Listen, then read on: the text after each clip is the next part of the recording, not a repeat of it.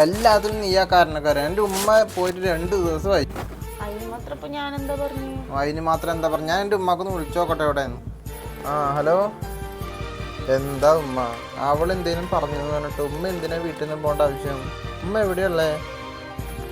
ഇങ്ങോട്ട് വന്നേ. അമ്മ എന്തിനാ അവിടെ നിൽക്കണ? കേറ്. ഉമ്മ എന്തിനാ അവളുടെ വർത്താനം കേട്ട് വീട്ടിൽ നിന്ന് ഇറങ്ങിപ്പോയത്? 2 ദിവസമായില്ലേ പോയിട്ട്? അവള് അങ്ങനെയൊക്കെ പറഞ്ഞപ്പോ എനിക്ക് ഭയങ്കര വിഷമായി. അവിടെ പോയിട്ട് എൻ്റെ ഓർമ്മ തന്നെ ഉള്ളൂ. പക്ഷെ അവൾ അങ്ങനെയല്ല, എൻ്റെ മോൻ്റെ മുന്നിലല്ലേ അവള് പറഞ്ഞത്. അതുകൊണ്ടാണ് നിങ്ങളിങ്ങനെ സമാധാനമായിട്ട് ഇരിക്കട്ടെ എന്ന് വെച്ചിട്ട് അമ്മ പോയത്. മോനെ പോയതൊക്കെ പോട്ടെ, ഇത് ഉമ്മാന്റെ വീടാ, അവളുടെ വീടല്ല. ഞാൻ പറഞ്ഞില്ലേ, പറ്റാത്തവര് ഇവിടെ നിന്ന് പോയിക്കോട്ടെ. ഉമ്മ ഇങ്ങോട്ട് കേറിയേ.